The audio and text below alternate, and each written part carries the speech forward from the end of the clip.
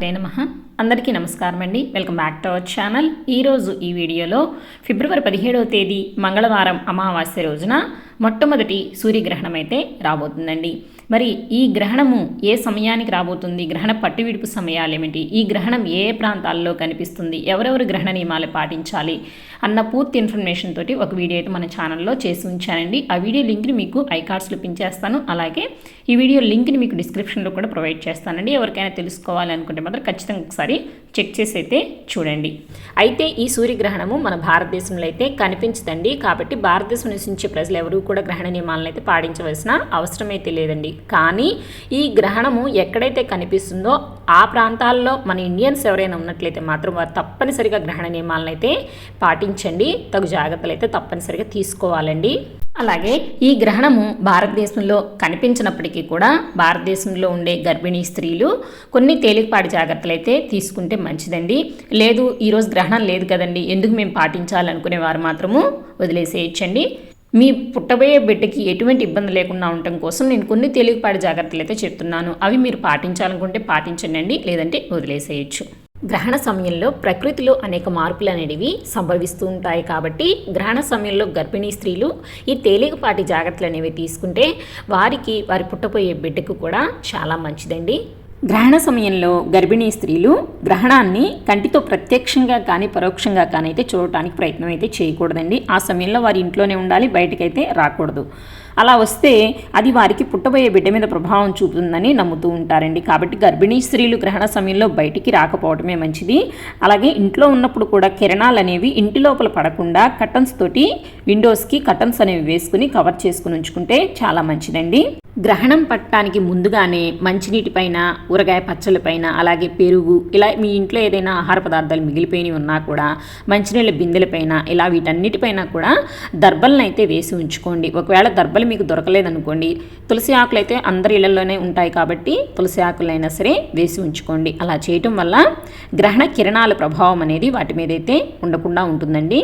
అలాగే గర్భిణీ స్త్రీలు తప్పనిసరిగా పట్టు విడుపు స్నానాలు అనేవి తప్పనిసరిగా చేయాలండి. అంటే గ్రహణము స్టార్ట్ అవ్వక ముందే స్నానం చేయాలి. అలాగే గ్రహణం పూర్తయిన తర్వాత మరలా స్నానం అయితే చేయాలండి. అంతేకాని మధ్య సమయంలో మాత్రము ఎట్టి పరిస్థితుల్లో కూడా స్నానం అనేది చేయకూడదు. అలాగే గ్రహణానికి 2 గంటల ముందే గర్భిణీ స్త్రీలు ఆహారాన్ని అయితే తీసుకోవాలండి. గ్రహణ సమయంలో ఎటువంటి ఆహార పదార్థాలని కానీ అలాగే నీటిని కూడా తీసుకోకూడదండి. కానీ ఒక్కొక్కసారి గ్రహణం అనేది ఎక్కువ సమయం అనేది ఉంటుంది కాబట్టి అంత సమయం కూడా వారు ఆహారాన్ని కానీ నీటిని కానీ తీసుకోకుండా ఉండటం అంత మంచిది కాదు. కనుక ఆ సమయంలో అవసరమైతే కనుక ద్రవ పదార్థాలను అయితే తీసుకోవచ్చండి. అంటే ఫ్రూట్ జ్యూసెస్ లాంటివి అయితే తీసుకోవచ్చని పెద్దవారైతే చెప్తూ ఉన్నారు.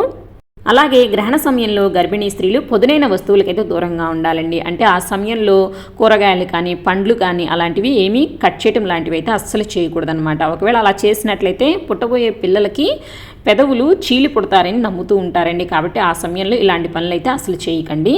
అండ్ ఇంకొక ముఖ్య విషయం ఏమిటంటే గ్రహణ సమయంలో ఒంటి మీద ఎటువంటి లోహపు వస్తువులు అనేవి ఉండకూడదండి. అంటే తల్లో పిన్స్, హెయిర్ పిన్స్, క్లిప్స్ అలాంటివి అయితే పెట్టుకుంటాం కదా, అలాంటివి ఏవి కూడా ఈ గ్రహణ సమయంలో అయితే ఉండకూడదండి. కాబట్టి ఇలాంటివి ఏమైనా ఉన్నట్లయితే తీసి పక్కన పెట్టేసేయండి. అలాగే గ్రహణ సమయంలో తప్పనిసరిగా గర్భిణీ స్త్రీలు బయటికి వెళ్ళవలసి వస్తే కనుక వారి వెంట గరికని కానీ తులసి దళాలని కానీ తీసుకెళ్తే చాలా మంచిదండి.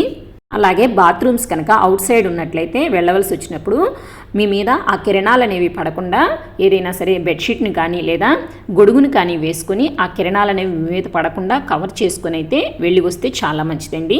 ఇంకొక ముఖ్యమైన విషయం ఏమిటి అని అంటే చాలామంది గర్భిణీ స్త్రీలు కూడా గ్రహణం వస్తుందనగానే చాలా భయపడిపోతూ టెన్షన్ పడిపోతూ ఉంటారండి. అసలు ఏమీ టెన్షన్ పడాల్సిన అవసరం లేదండి. మీరు ఆ సమయంలో ప్రశాంతంగా మనసుని ఉంచుకొని ఎటువంటి శారీరక శ్రమ లేకుండా రెస్ట్ అనేది తీసుకోండి.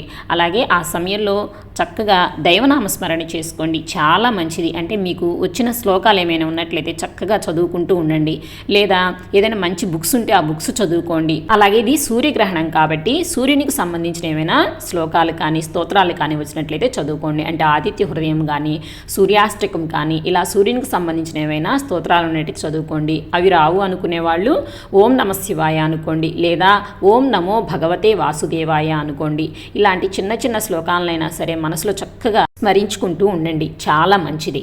అలాగే గ్రహణ సమయంలో గర్భిణీ స్త్రీలు సెల్ ఫోన్స్కి ల్యాప్టాప్స్కి అయితే చాలా దూరంగా ఉండాలండి. ఎందుకంటే ఆ సమయంలో వాటి నుంచి వచ్చే రేడియేషన్ అనేది చాలా ఎక్కువగా ఉంటుంది. అది మీకు మీ పుట్టబోయే బిడ్డకు కూడా అసలు అంత మంచిది కాదండి. కాబట్టి గ్రహణం ఉన్నంతసేపు కూడా మీరు సెల్ ఫోన్స్ని అలాగే ల్యాప్టాప్స్ని ఒళ్ళో ఉంచుకోవడం లాంటివి మాత్రం అస్సలు చేయకండి. మీరు తప్పనిసరిగా చూడవలసి వస్తే కనుక దూరంగా పెట్టుకొని చూడటానికైతే ప్రయత్నం అయితే చేయండి, కానీ ఒళ్ళో పెట్టుకోవడం మాత్రం లాంటివి అస్సలు చేయకండి. అలాగే గ్రహణం పూర్తయిన తర్వాత ఇంటిని గంగాజలంతో కానీ పసుపు నీటితో కానీ చక్కగా శుభ్రం చేసుకుని ఆహార పదార్థాలపైన కానీ మంచినీళ్ళ బిందెలపైన కానీ వేసిన దర్బలు కానీ లేదా తులసి ఆకులు కానీ ఉన్నట్లయితే వాటిని ఎవరూ తొక్కని ప్రదేశంలో అయితే వేసేసి శుభ్రంగా స్నానం చేసిన తర్వాతే వంట చేసుకుని ఆహారాన్ని అయితే తీసుకోవాల్సి అయితే ఉంటుంది. అలాగే గ్రహణం పూర్తయిన తర్వాత స్నానం చేసిన తర్వాత మీకు ఇంటి దగ్గరలో ఏదైనా ఆలయం ఉన్నట్లయితే ఆలయానికి వెళ్ళి స్వామివారి దర్శనం అయితే చేసుకోండి. అలాగే మీకు తోచినంత బ్రాహ్మణుడికి దక్షిణ అయితే ఇవ్వండి, చాలా మంచిది. సో ఇవేనండి సూర్యగ్రహణ సమయంలో గర్భిణీ స్త్రీలు తీసుకోవాల్సిన జాగ్రత్తలు, పాటించవలసిన నియమాలైతే నేను మళ్ళీ చెప్తున్నాను. ఈ గ్రహణ నియమాలని భారతదేశంలో నివసించే గర్భిణీ స్త్రీలు కూడా ఈ తేలికపాటి జాగ్రత్తలు తీసుకుంటే మంచిదండి. ఎందుకంటే ఇప్పుడు వచ్చింది సూర్యగ్రహణం కాబట్టి. కానీ ఇతర దేశాల్లో అయితే ఈ గ్రహణం అయితే ఉందండి. కాబట్టి ఆయా దేశాల్లో ఎవరైనా సరే మన భారతీయులు ఉన్నట్లయితే వారి కోసం మాత్రమే ఈ విషయాలను అయితే షేర్ చేస్తున్నాను, అది గమనించగలరు. అలాగే ఈ వీడియో మీకు నచ్చింది, యూజ్ అయింది అని అనుకుంటున్నానండి. నచ్చిన వారు తప్పకుండా లైక్ చేయండి, షేర్ చేయండి, అలాగే మన ఛానల్ని సబ్స్క్రైబ్ చేసుకోండి. మరొక మంచి వీడియోతో మళ్ళీ కలుసుకుందామండి. సర్వేజన సుఖినో భవంతు, లోకా సమస్త సుఖినో భవంతు. స్వస్తి.